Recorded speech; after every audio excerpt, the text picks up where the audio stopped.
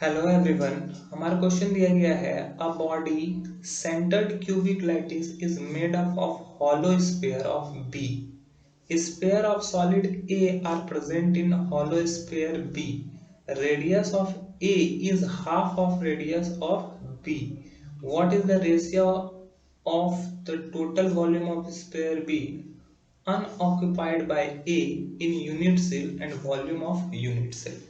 तो यहाँ पर ये चीज क्वेश्चन में दिया गया है। अब इसको हम लोग कैसे फाइंड कर रहे हैं, तो यहाँ पर देखो इफेक्टिव नंबर ऑफ एटम क्या है, effective number of atoms of B present in unit cell. Unit cell में बी का कितना एटम प्रेजेंट हो सकता है, 2। तो टोटल वॉल्यूम कितना होगा, total volume of B unoccupied by A in a unit cell. ये यूनिट सेल में चला जाएगा, अनऑक्यूपाइड रहेगा। तो इसका मतलब यही है ना कि अगर ये 2 प्रेजेंट रहता है तो 2 इंटू ए का जो भी होगा उससे मल्टीप्लाई कर देंगे, तो ये हो जाएगा 4/3 r cube minus r cube into 5। ये बड़े के लिए, जो बड़ा है उसके लिए कैपिटल आर, और जो छोटा सेल है जिसका छोटा यूनिट है वो उसके लिए स्मॉल आर।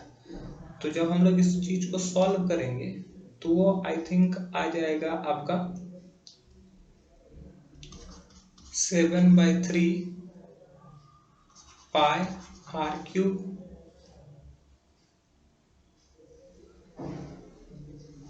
क्योंकि अगर हम लोग यहाँ पे ध्यान से देखोगे तो कैपिटल आर जो होगा वो 2r के इक्वल होगा। यहाँ पर ये दिया हुआ है radius of A is half of radius of B.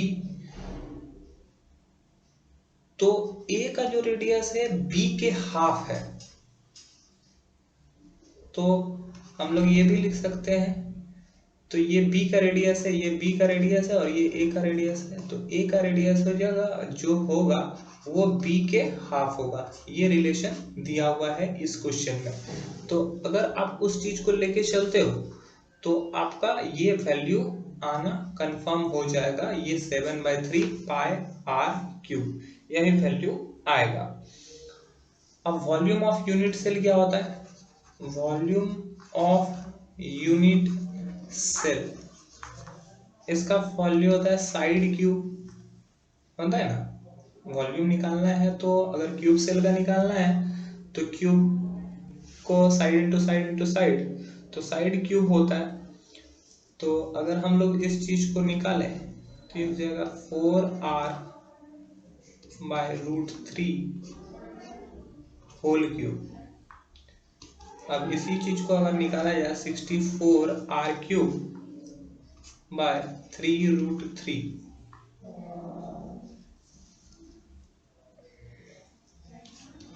√3 = 4r। ये रिलेशन आपको पढ़ के आपको समझ में आएगा कि आप जब रेडियस दिया रहता है तो हम लोग कैसे साइड निकाल लेते हैं, ये आपको इस रिलेशन से समझ में आ जाएगा। तो अगर हम लोग को total volume of sphere B और अनऑक्युपाइड वॉल्यूम ऑफ ए निकालना है तो यूनिट सेल का जो वॉल्यूम निकलेगा उसका जो रेशियो निकलना चाहिए, ratio of total volume of sphere B, sphere B का जो टोटल वॉल्यूम है unoccupied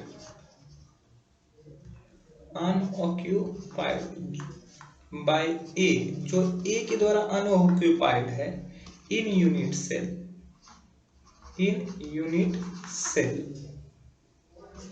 and volume of unit cell. Unit cell का और जो उसके द्वारा अनऑक्युपाइड है उसका जो वॉल्यूम निकलेगा वो यहाँ पे कुछ ऐसा निकलेगा। ये पहला जो हम लोग पहला वैल्यू निकाले थे वो क्या निकला था 7/3 पाई आर क्यूब। ओके, और जो बाद में वैल्यू निकला वो निकला 64/3√3 आर क्यूब। तो आर क्यूब तो कैंसल, ये बाकी बच जाता है 7/3 पाई और ये हो जाएगा 3√3/64। तो आई थिंक ये 3 से 3 कट हो जाएगा, 7/64 पाई√3 यही होना चाहिए। अगर ऐसा कुछ ऑप्शन में दिख रहा है तो राइट आंसर वही होगा। तो 7/√3 यहाँ पर एक ही जगह पर 7 पाई का वैल्यू दिख रहा है जो कि ऑप्शन बी में दिख रहा है 7/√3 64। तो B is the right answer. That's all, thank you.